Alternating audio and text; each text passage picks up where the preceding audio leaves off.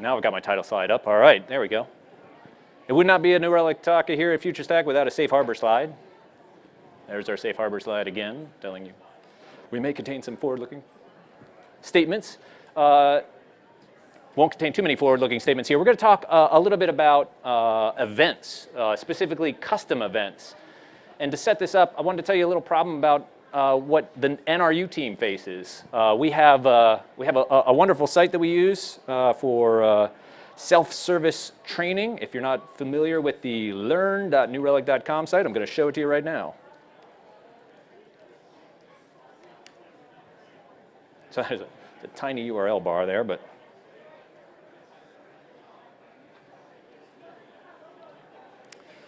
this is the Learn site, and on the Learn site we've got lots of self-paced courses along with content, and inside of there are these courses are various videos that we use. We end up using a company called, let's see if I can get down here to one of these. All right, here's one of our videos embedded into the self-study material.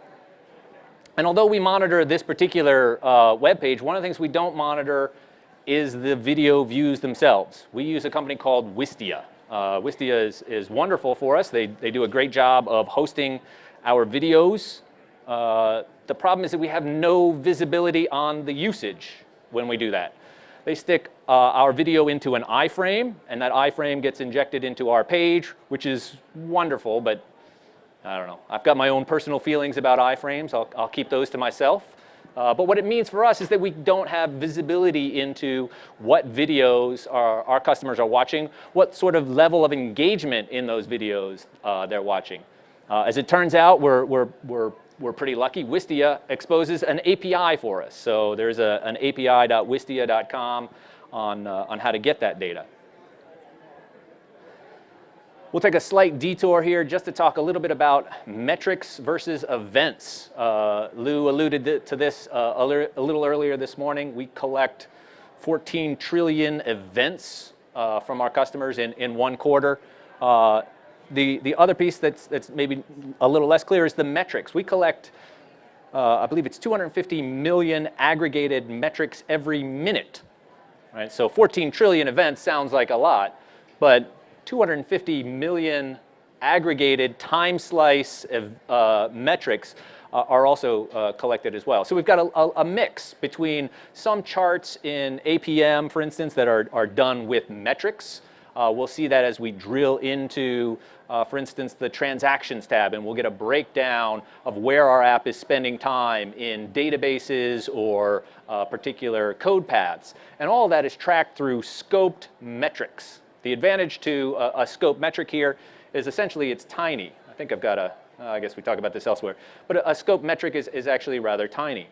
Events, on the other hand, are different. We generate events from some of that same data. So we use APM to keep track of something called transactions, and those transactions turn into events. One transaction may have multiple metrics associated with it. The time that you spend in Redis, the time that you spend with SQL Server, those are all tracked as metrics. But that higher order transaction that we see in APM is an event, and it gets sent into Insights as an event. We can piggyback on that same eventing mechanism to essentially send any event into Insights. And there are a couple interesting things about the way that we did this that we thought were useful. Insights allows us to create custom events. We also have custom instrumentation and custom attributes. We'll spend a little less time today probably talking about custom attributes, which typically apply to those existing event types, or custom instrumentation, which allow you to add additional measurement to some of the monitoring that you're already doing. So if you have questions about custom instrumentation or custom attributes, maybe let's try to solve those after this session, and we can go into detail. We were really going to talk about custom events, and to help with custom events, Insights has kind of a whole intro to custom events to help get us started here. So as we go into Insights, we'll see.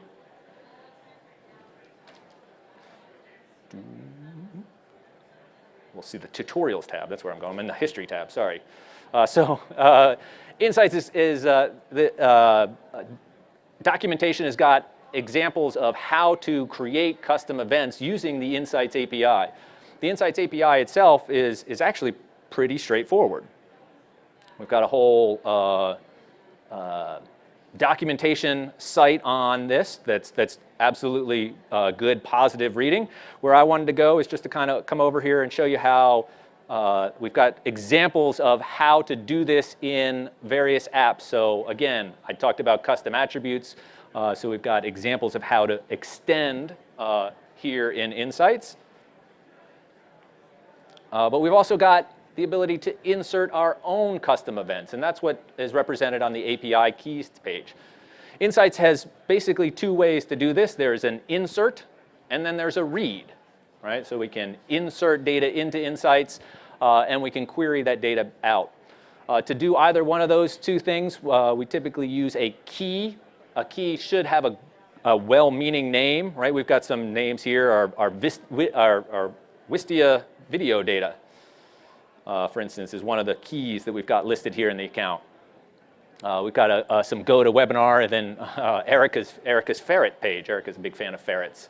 So we've got some ferret integration here as well. So custom events can be inserted using this API. We use this custom event API to develop essentially dashboards based on how people are watching video tutorials. So we've got custom metrics on custom dashboards on what we think is important, right? We're looking for our viewer count to go up. So as a key metric for us, we're keeping track of both the number as well as the change here. If we look at the event type by clicking on this, we can see that we've got a brand new event type. You guys won't see a video view in your accounts, right? A video view is a custom event that we've added to this particular account using those Insights keys. If I use the Data Explorer here, we can get more information about that particular custom event in the absence of knowing anything about it, right? Rather than show you the code to insert this video event, we'll show you the after effect of it, right? I can come in and look at video views in the Data Explorer. Come on, Data Explorer. There we go. I just had to go back further, back to another day. So here we can begin to create a query based on our video view data. So I've selected the video view event type, and we can begin to create a query on that.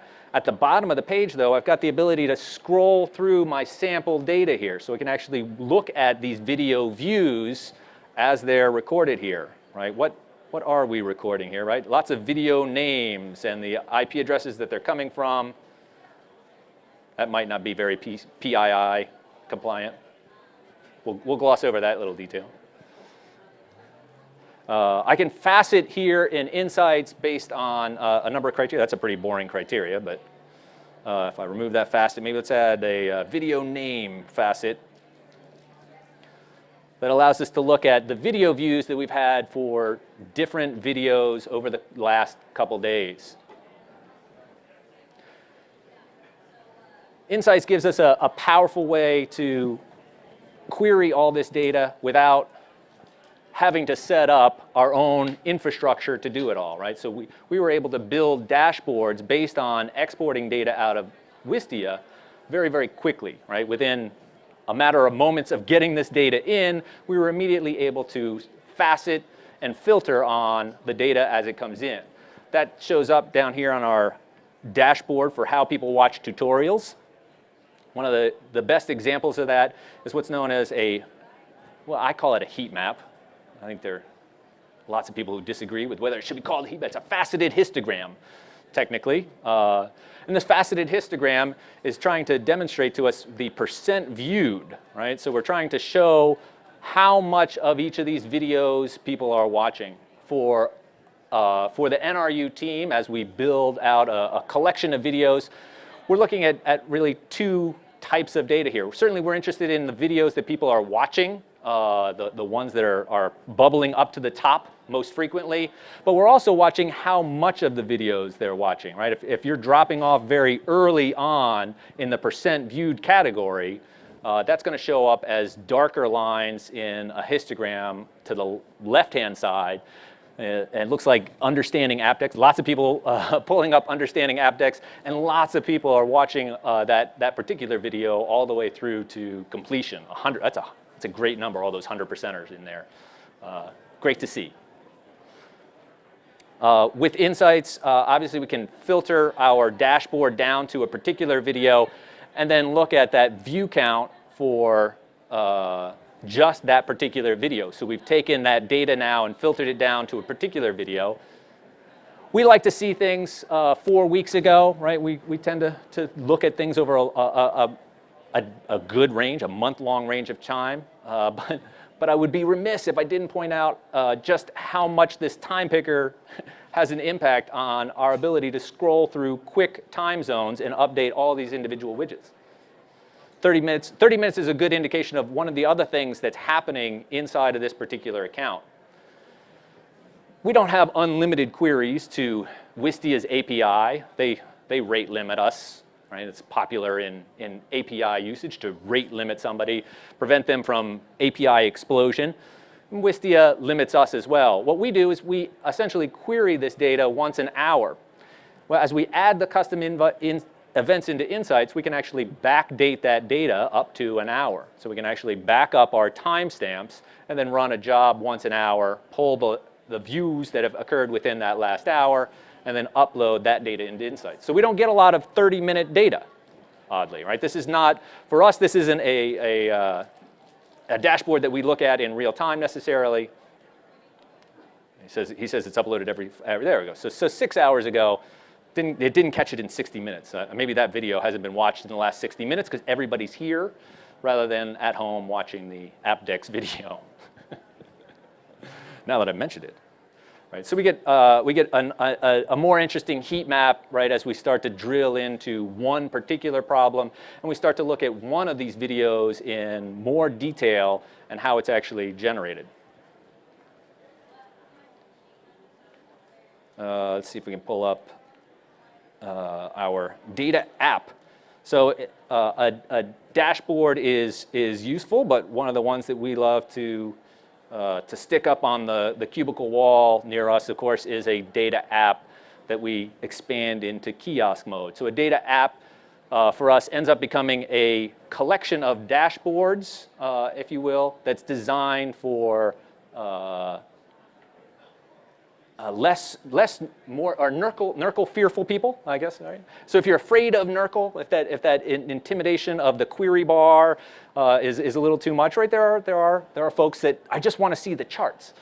We built data apps really for that purpose in mind. Dashboards tend to be more exploratory in nature, whereas data apps are fixed, if you will.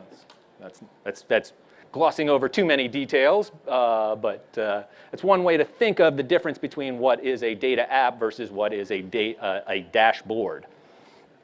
So dashboards come themselves with lots of Chrome, the ability to see all of our dashboards on the left-hand side, and that's really what data apps are doing. They're dropping all of that other UI elements out of the view and focusing in on the really important parts.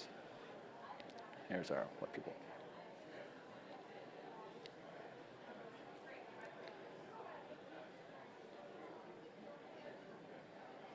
Let's see if I can pull up one other. I wanted while I was here, we've got custom events from NRU, but I also wanted to pitch the expert services team is over there building an IoT example, and so I thought it would be fun to pull up their dashboard here really quick because they're also using custom events.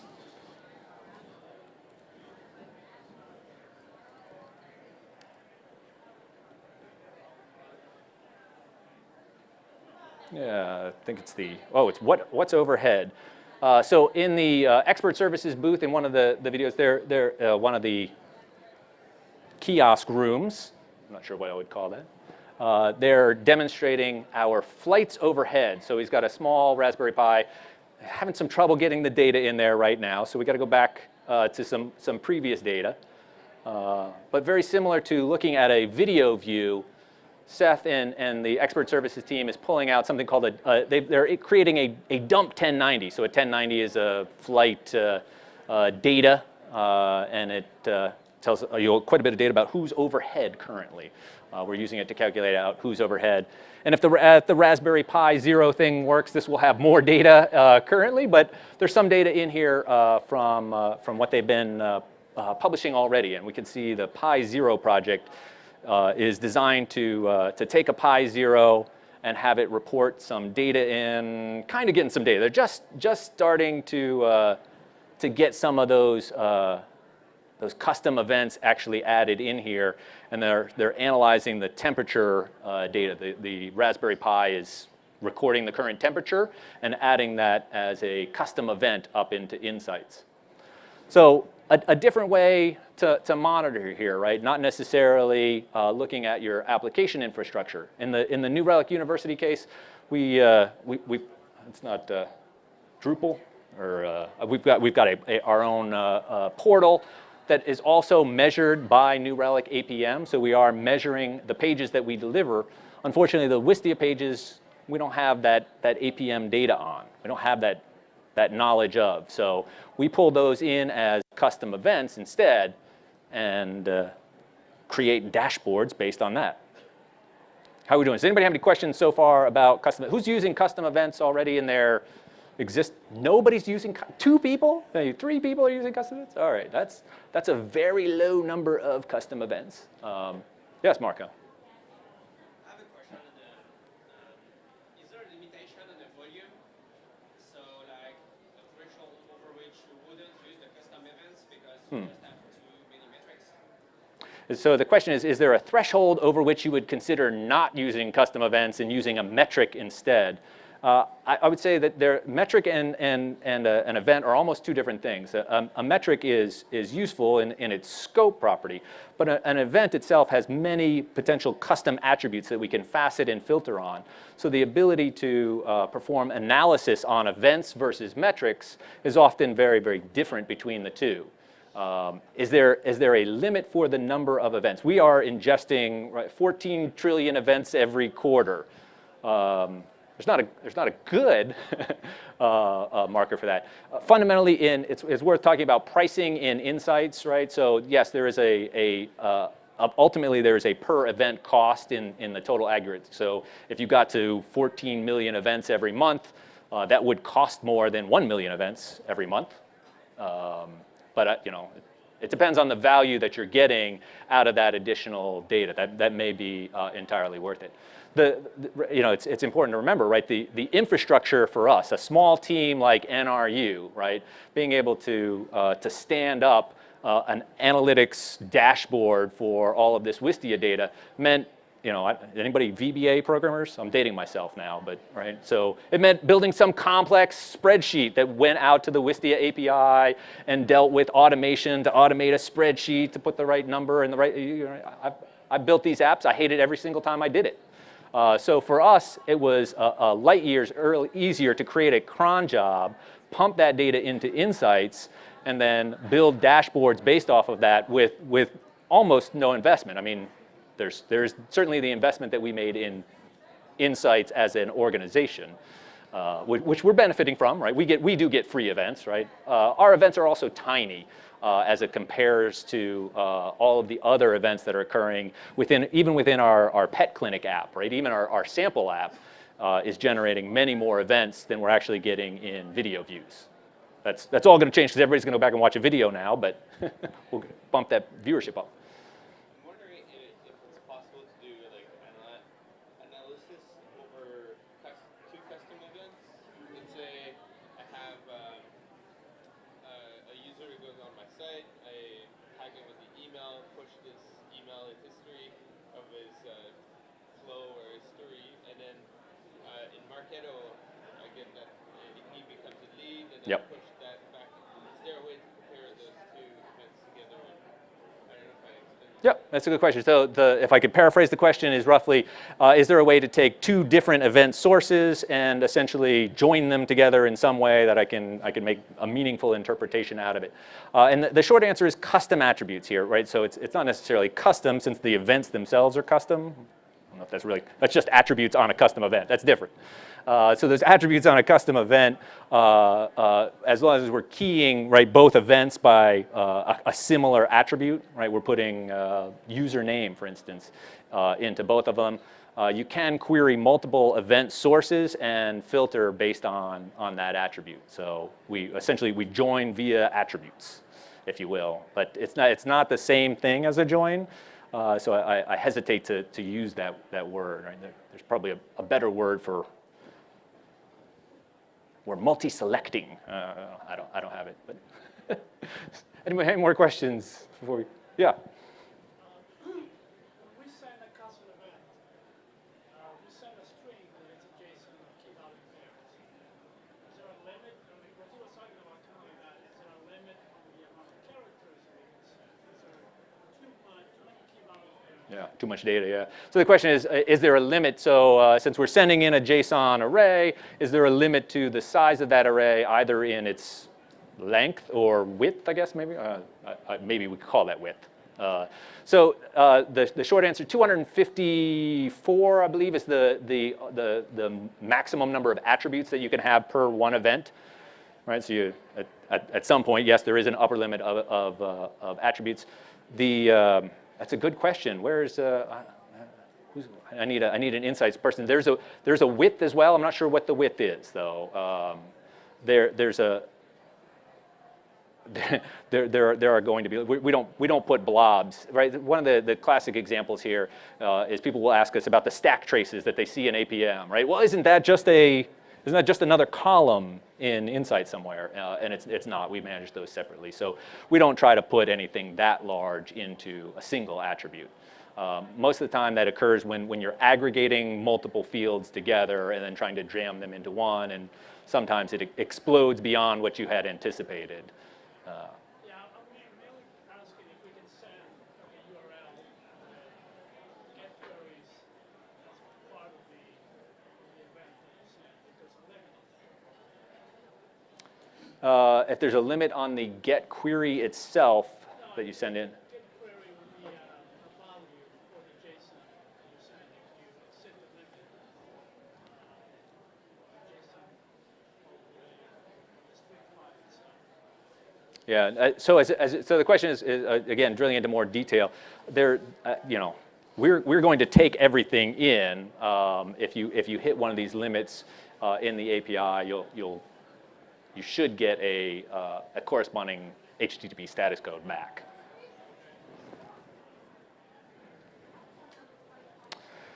Let's see. So we have been talking about events. But it is worth pointing out that there is new stuff here, right? We talked about unified dashboard in the keynote, and so although the NRU example doesn't necessarily take advantage of it, it is important to point out that there is a metric explorer in addition to a data explorer. And we've got the ability to mix and match both metric charts as well as the event charts inside of single dashboards now. So we don't necessarily, I'm in the wrong expert services account here. Let's see if we can get back to my NRU account.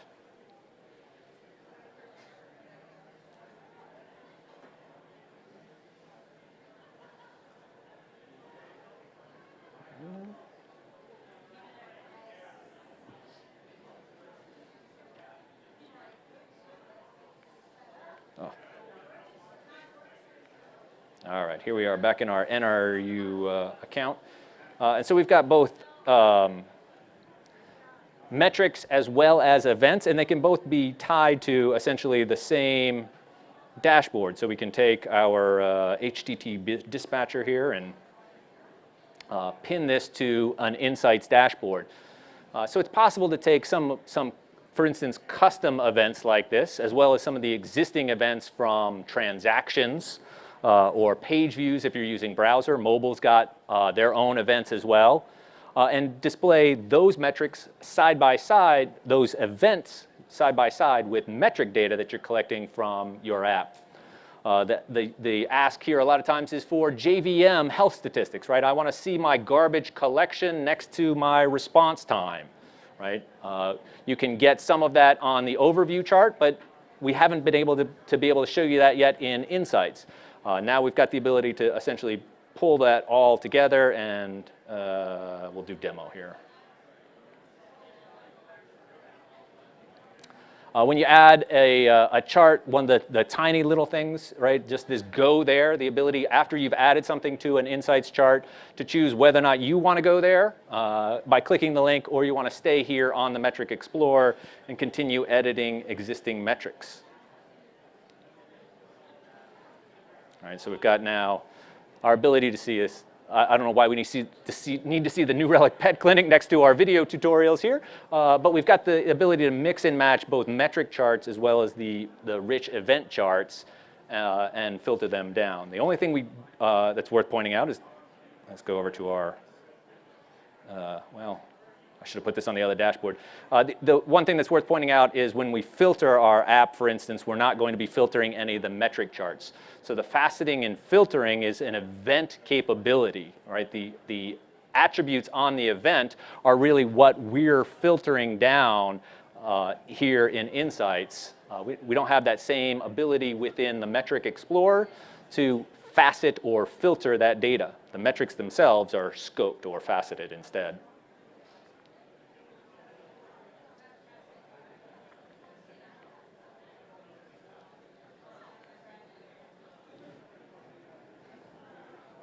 We'd alluded to the JSON format, right? It's worth pointing out one other odd thing about the event data that we add into Insights, and that it can be irregular. There's no requirement within Insights that you send us well-structured data. You don't have to tell us anything about the data that you're going to send. There's no schema to establish. There's no data typing really to deal with. So for a brand new event type, this is a purchase event, for instance, we can actually push this through even though the data itself is irregular, right? Our purchase has a product in the second example, but not one in the first example.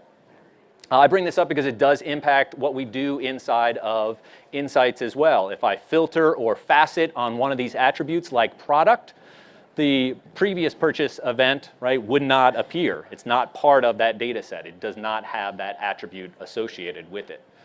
Insights doesn't have any problem with that. It just doesn't show you that particular data.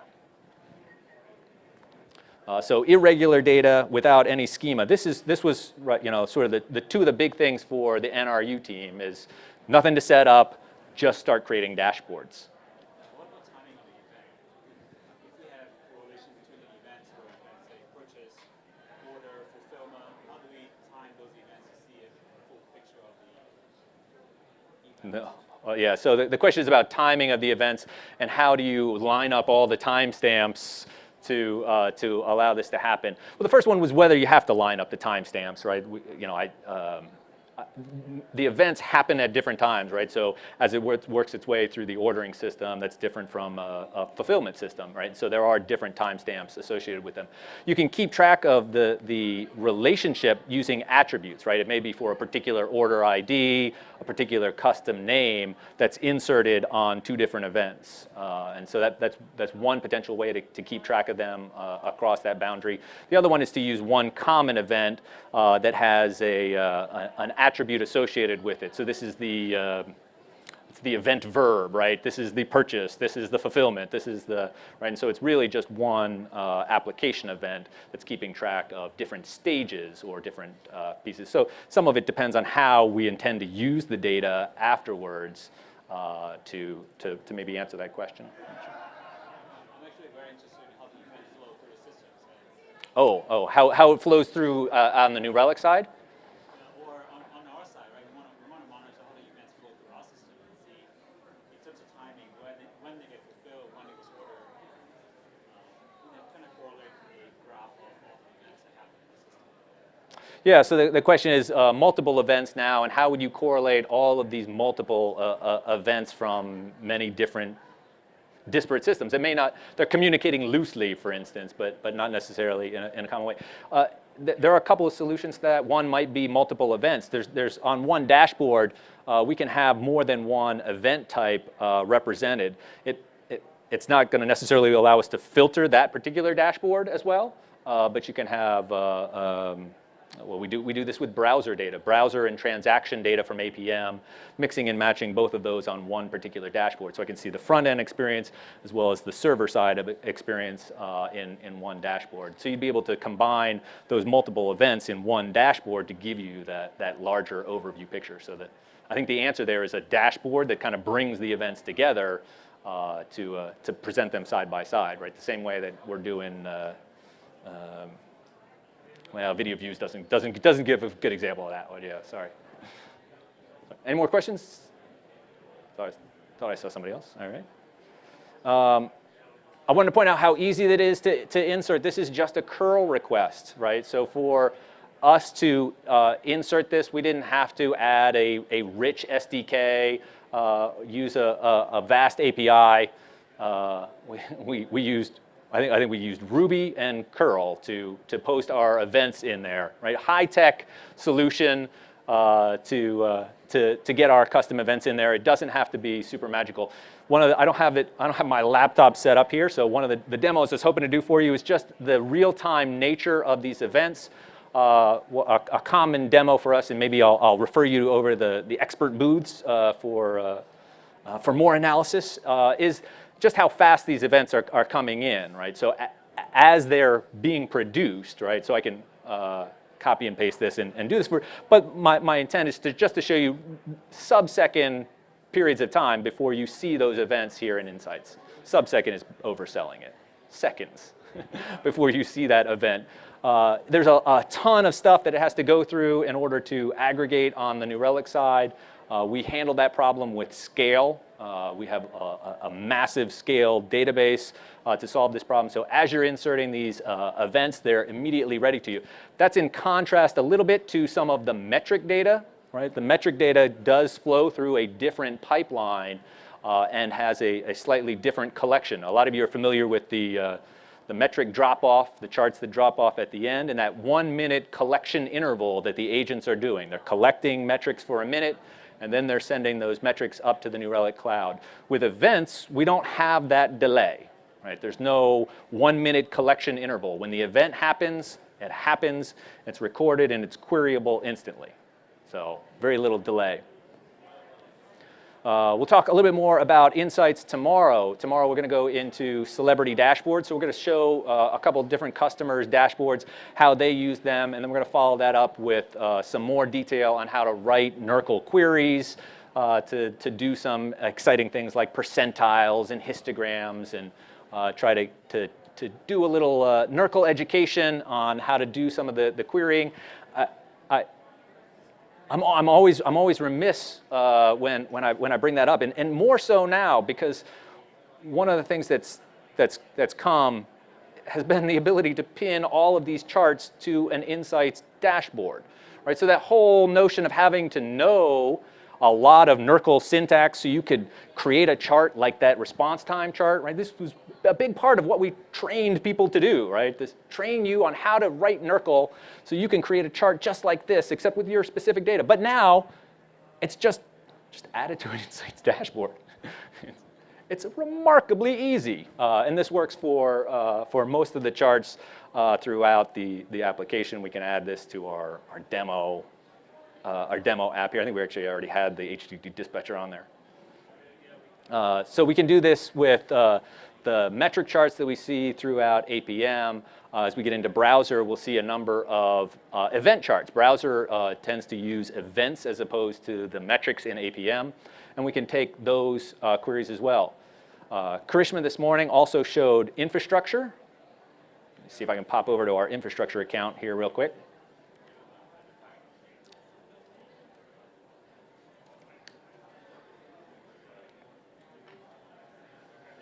And the ability to take any of the charts that we see here in infrastructure and add these to, yes, thank you, add these to an Insights dashboard as well. So I can view this CPU example, for instance, in Insights. And I don't even necessarily have to know NRCL syntax anymore. It's gonna give me the NRCL syntax for that chart. And now I may only have to add a filter onto this chart. Maybe I only want to see this for one application instead of all the applications, one of those attributes rather than all of them. So NRCL is still important. I don't want to undersell the importance of learning how to write good NRCL statements, and we'll do some more time with that tomorrow. But I do want to point out how the notion of writing NRCL is a little less important now that we've got more ways to essentially have insights generate the NRCL for us, and we become editors as opposed to authors. So it's relatively easy for the NRU team. We teach how to do NRCL, so setting up dashboards was a little bit easier for us, but we think we can make that easier by adding this insights everywhere notion, bringing the power of insights event data into all these other places. Last but not least, more Jim. I want to talk about the Data Explorer, and let's see if we can go back maybe a little bit farther than an hour here. We'll go back a week or so. And what we're seeing are some new event types, right? So we've got an infrastructure event that's added here, right? So this is the addition of infrastructure into the account. Right now, infrastructure events are still showing up as custom events. That should change shortly. They'll go roll up into the new Relic event category along with transaction and page view and mobile. And so those infrastructure pieces are also feeding into insights. Is anybody using the old servers product to monitor? Couple of them, right? And so one of the classic problems with the servers product was the lack of insights events, right? Although it was collecting metrics, we didn't have an easy way to sort of tie those together with the other application metrics that we've had in the past. Infrastructure, feeding CPU samples, feeding infrastructure events into the account allows us to query all of the infrastructure data along with our application data. So we can see response time next to memory consumption, for instance, here in Insights. That's a lot of information to throw at you. I've only got about 5 minutes left. Does anybody have any more questions before we wrap up about custom events or how you could use custom events in your own? Yep. So you did a quick survey to start by asking how many are using custom events, and there's only 3 of us. Yep. Is that weird? No, it's so the question is it weird that there's only a couple of us using custom events? No, it's not weird at all, and it's part why we're having a talk like this at something like FutureStack. We would like to encourage more people to use custom events, right? We think that they can be powerful. They do require an Insights Pro subscription, right? And so that a part of it, what's been a barrier has been the subscribing to Insights to get the custom event capabilities. Without the Insights Pro, the retention on custom events that you put in is only about a day. So you get a day's worth of custom events, and then they'll be removed after that day. So that's usually the biggest barrier. Lots of people come up with uses for Insights, like our NRU example, but we didn't have a real-time need for that, right? Like there's not. I could look at the last day's worth of video views, but I'm interested in charting it over a longer period of time. One day doesn't give me enough visibility into really where we should target it. It's too real time. My data's too spotty, really, is what the problem is. But so no, I would say it's not unusual that there are not a lot of people using custom events. I think there are a lot of customers who are using them and they don't know that they're using them. So we get that a lot too. We look at their account and we find custom events that they didn't know were there. So, yeah.